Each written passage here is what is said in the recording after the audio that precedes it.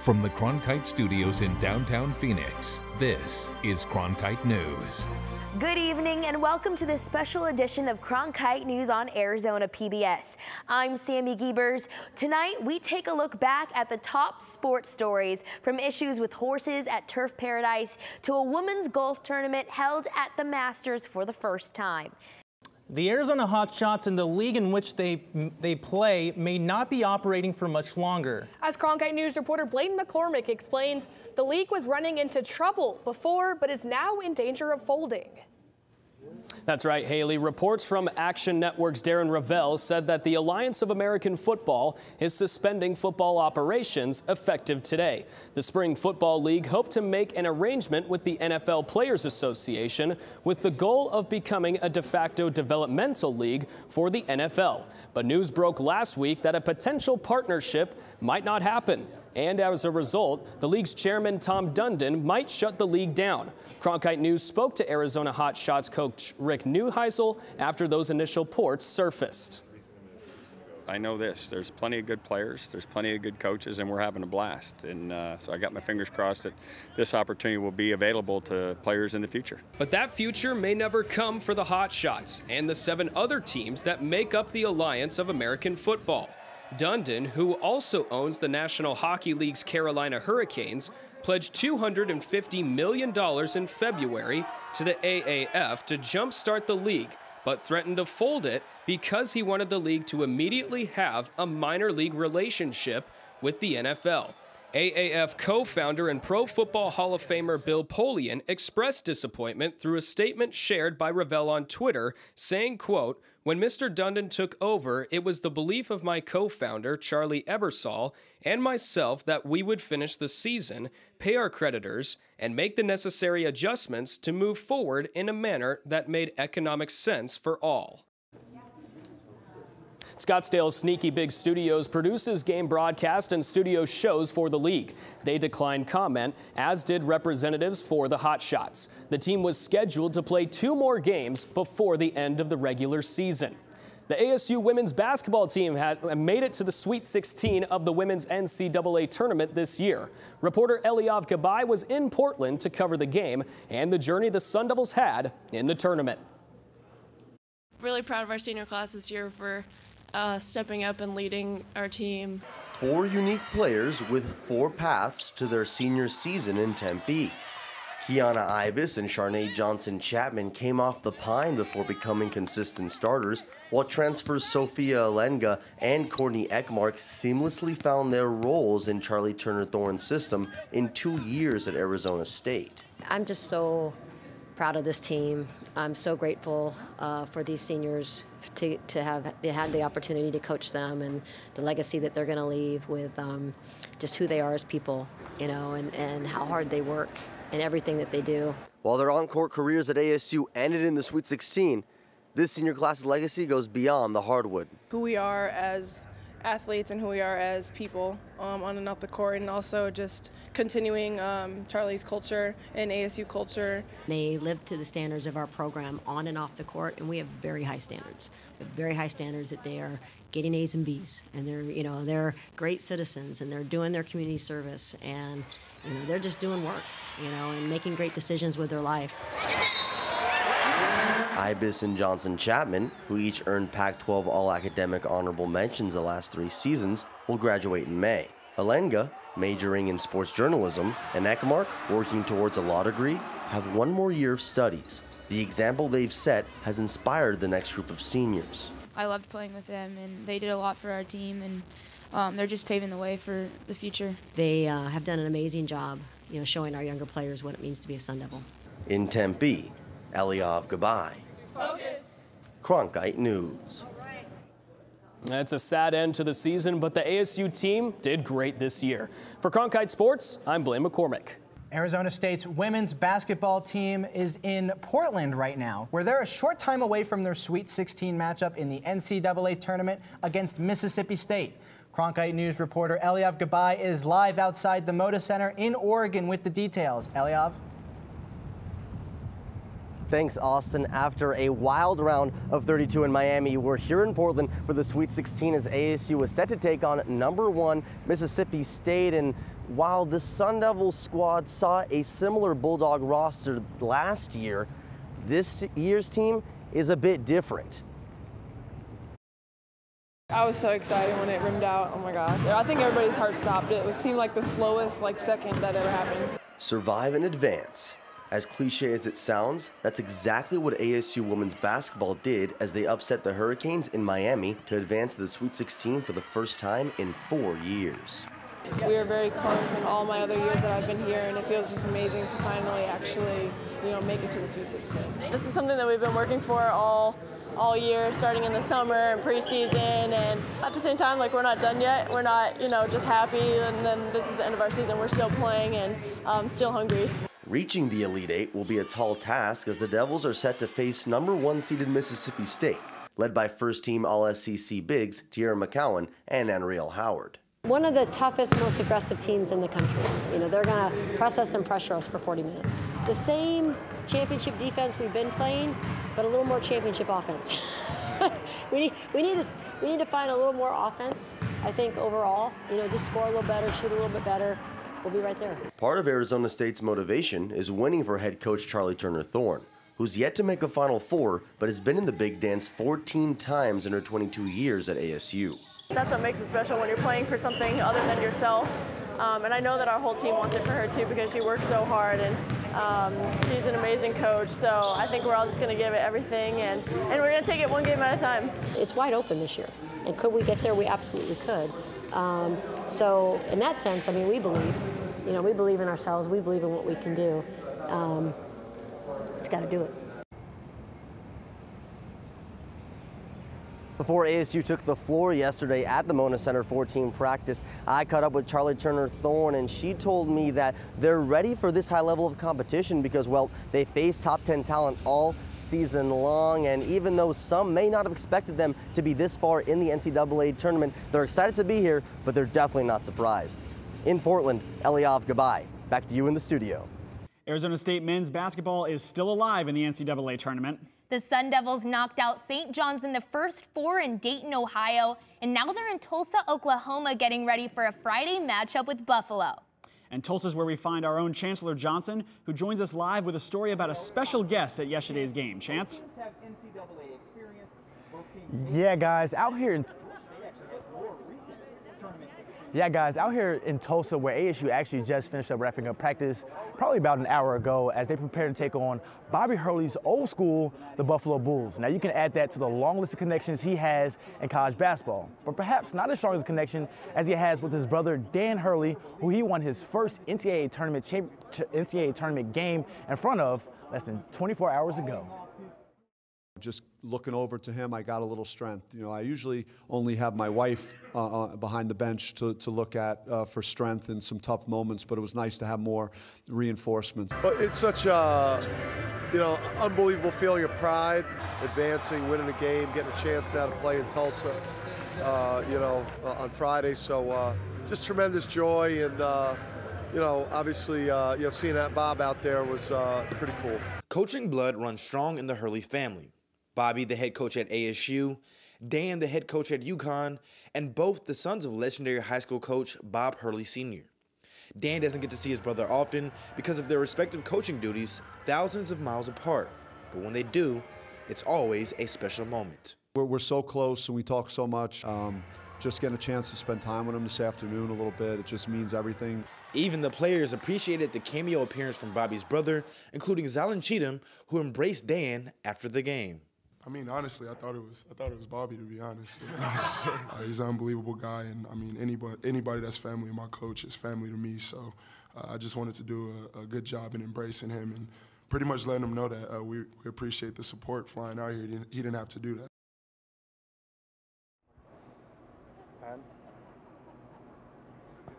Now in Zalon's defense, they do kind of look alike.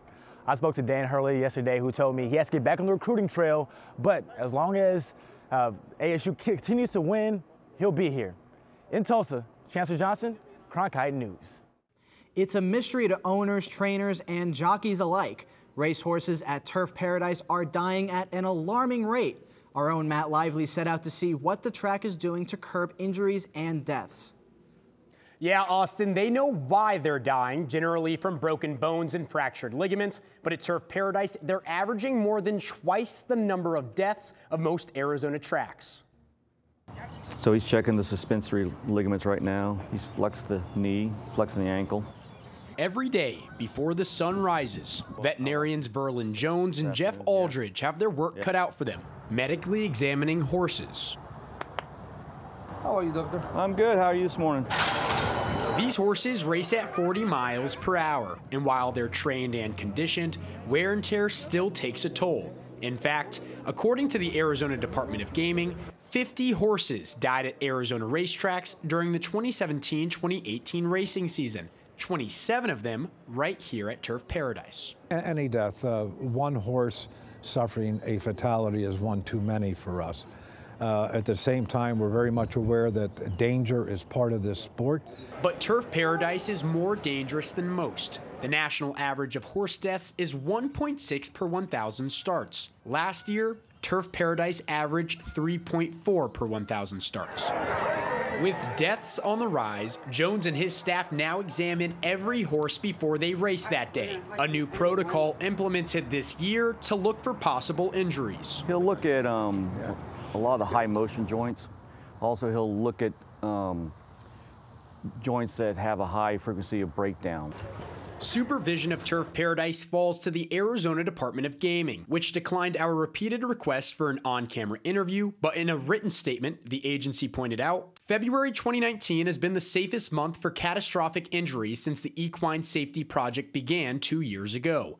Since March of last year, Turf Paradise has achieved 100% compliance for pre-race exams. And the track and agency are conducting monthly equine safety reviews. Turf Paradise is also working with the state to examine adoption of new protocols. Ownership is also considering a new track surface and more use from their in-house equine pool. The track is also looking outside for help. We've contacted and are in conversations with NAU and ASU by giving it to those who are expert in a different field of discipline other than racing, statistician, mathematicians, those type of people, that they'll be able to see something maybe in the pattern of our data that we are not seeing now. One factor that may come into play, Turf Paradise has one of the longest racing seasons in the country. We're here for 7-8 months, and other places they may only run 3 weeks. The track averages 8,000 starts per year and races 80 horses per day. If a horse feels unsound or unsafe to ride, or not capable to give its best ability, you can take it to the gate and scratch it. While Turf Paradise is trying to make the track as safe as possible, horse racing, at the end of the day, is still a dangerous sport. It's like watching an NFL game. You see a guy break a leg, you know, it's not, accidents happen. You could take a misstep, and unfortunately for a horse, you can't put them in a cast and bring them back. I asked jockey Scott Stevens if other jockeys would be discouraged to race at Turf Paradise. His answer, absolutely not. In fact, he hopes to educate the younger riders and give them more experience so they can tell if a horse is injured. In the broadcast center, Matt Lively, Cronkite News. The Masters began at Augusta National Golf Club today, as it does every year in early April for a select group of professional men's golfers. But it's the event that played out last week at the fabled golf club that had the golf world abuzz, as women competed for the first time. Ashley Mackey explains what part Arizona State played in this historic event. Last week, 72 of the top international women golfers teed off in the inaugural Augusta National Women's Amateur, and the Arizona State Sun Devils were well represented. I went to Papago Golf Course to talk to some of the golfers about their experience in this historic event. Amazing. Excellent. Magnificent. I think perfect is the right word. 3 current and 2 incoming members of the Sun Devil Women's Golf Program competed in the inaugural Augusta National Women's Amateur. So what makes this event different from any other tournament? For years to come, you know you'll be in the history book as one of the first females to compete at Augusta. That's right. This is the first time there has been a women's tournament at Augusta National since the course opened in 1933. And Coach Missy Farke tried to make her players understand the significance of the opportunity. She said that you guys don't yet understand how huge an event it is before the event, and then when we got there, we were like, yeah, you know, Coach was right, as always. Olivia Mahaffey, a junior from Northern Ireland, Sofia Anakina, a senior from Russia, and Alessandra Finali, a freshman from Italy, all agree it was an experience like no other. I'm not already like, oh my God, I really played Augusta. Maybe I will realize this week when I'm like watching the guys playing, and I would be like, oh my God, I played there, really? Not only was this a historic event for women's golf, but Coach Farke says having multiple Sun Devils compete at Augusta shows just how much of a force the ASU program is. I would have been ecstatic about having one player play at Augusta National Women's Amateur. To have 5. It's such a phenomenal experience for them, and it's so great for our program because to be invited, you have to be at the top. Farke says not only is it great for the program, but it's also inspirational for young women to see. Mahaffey and Anakina each earned a spot in the top 30, advancing them to the final day of the event. Anakina became the first Russian golfer, male or female, to compete at Augusta National. Despite their athletic achievements, 2 Olympic athletes say they were subjected to racism and discrimination once they returned to the United States after medaling in the Games back in the 1940s. Cronkite News reporter Walter Panade spoke to these 2 living legends about the work they're doing now, hoping to teach others through their life experiences. When you talk to a normal athlete and they've won a medal, you feel proud about that the rest of your life. And what a life Herb Douglas has lived. He wears his 96 years of age well, still active and with a big personality. Takeaways, he says, from his athletic career, culminating in an Olympic medal for long jump during the 1948 Olympics in London. And I won a bronze, and I revere my bronze just as much as anyone. Douglas, along with Harrison Dillard, are the 2 oldest African-American Olympians still alive. Dillard won 2 gold medals that same year in London. And when you see your name up there and your result, and they play your country's national anthem, it's another unforgettable feeling. Which is why Douglas and Dillard now share their experiences as Black elite athletes at a time when racism and discrimination were still very much out in the open. Despite the fact that these men were representing their country, they were still treated like any other person when they came home. But that didn't stop Dillard from loving his country. Our country can meet all the crises that exist today and solve the problems. Although segregation was a challenge in the 40s, 50s, and 60s, Douglas says his father gave him life advice that's helped him get through even the toughest of times. Analyze, organize, initiate, and follow through.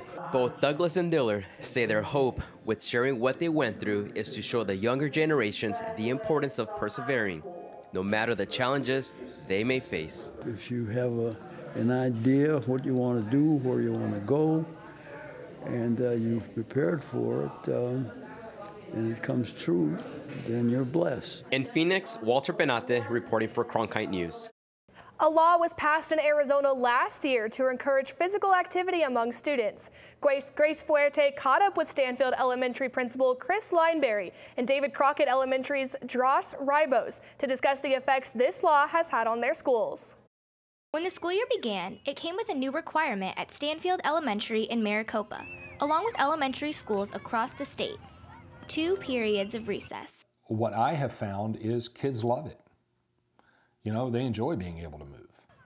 We have made PE a priority on our campus. Governor Doug Ducey made the recess requirement law when he signed Senate Bill 1083 in April.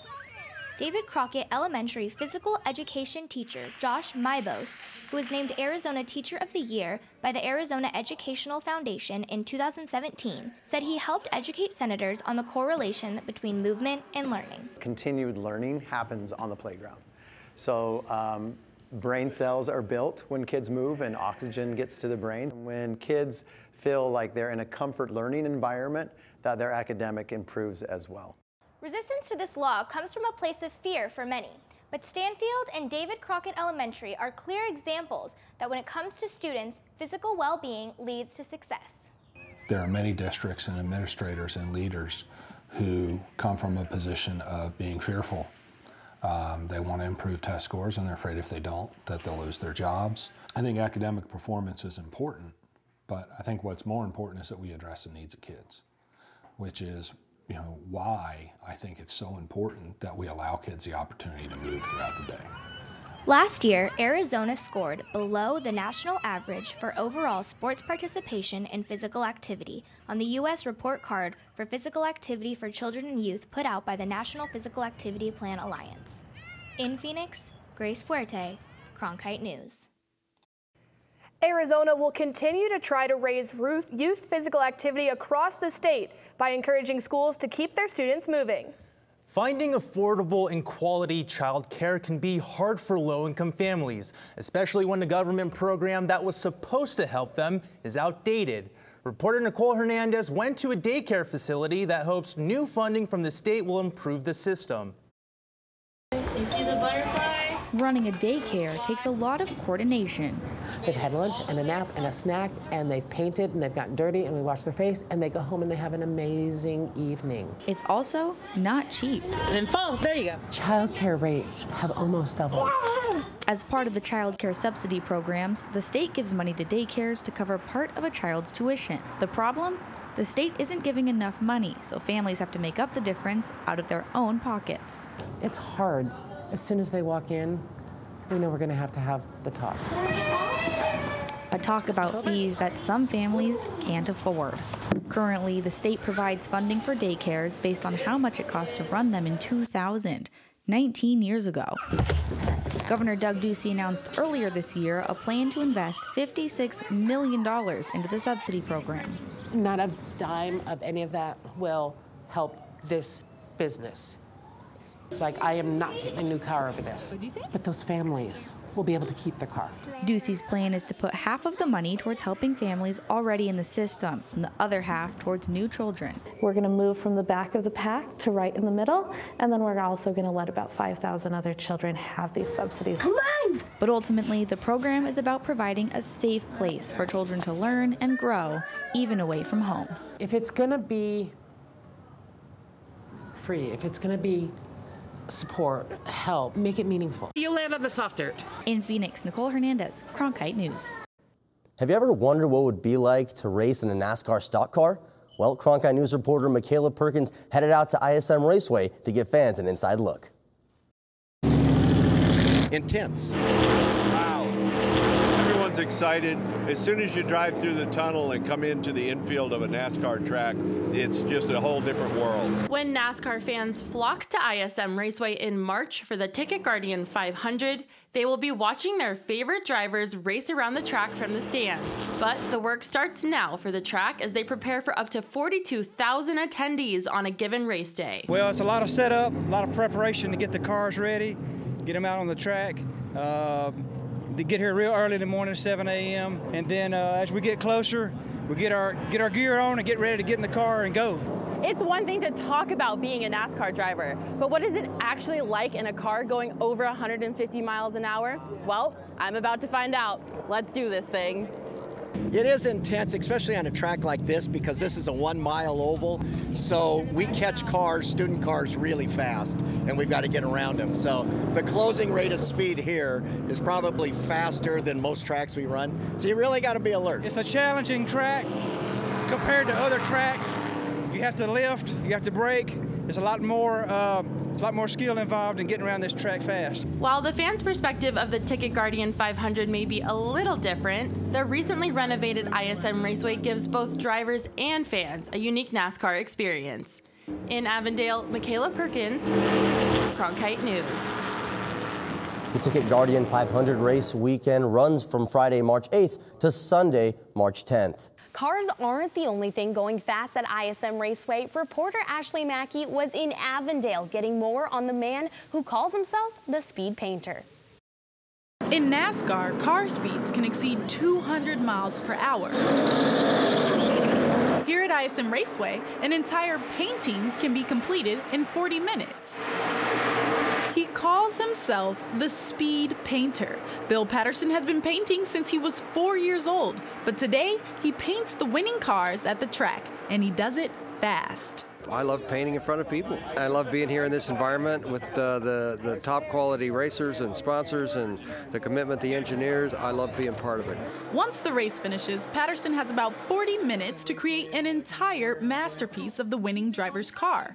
Then, after celebrating, signing autographs, and taking photos, the driver walks over to a finished work of art and signs it. And that's just what winner of the Ticket Guardian 500, Kyle Busch, did. It's pretty cool how fast he can do that up and get it done, and the amount of detail and flow that it has, and the neatness that it looks too. Busch says this is a tradition unique to the ISM Raceway. There's not another track that does that. You've got the grandfather clock at Martinsville, you've got the guitars in Nashville, and other racetracks that have other things. It's certainly pretty cool and stays right here in Phoenix. Well, he commemorates the moment, and when we're running races that we have here, those finishes are what everybody remembers. People have learned to look for Bill, see what he does, and again, his work is just unbelievable. Patterson has been the resident artist here at this track for over 15 years now. Now fans come out to see him as much as they come out here to see the race. Bob Ross painted happy clouds. This man paints NASCAR, which makes everybody happy. And that's what it's about for Patterson as well, making people feel an emotion. The perfect compliment is when somebody says, "Oh my God, I can hear that thing coming at me." That's what I know. I've hit my mark. All of Patterson's winning car paintings hang in the racetrack's headquarters office. In Avondale, Ashley Mackey, Cronkite News. That's it for this special edition of Cronkite News tonight. Thanks for joining us. For top Arizona stories anytime, go to cronkitenews.azpbs.org.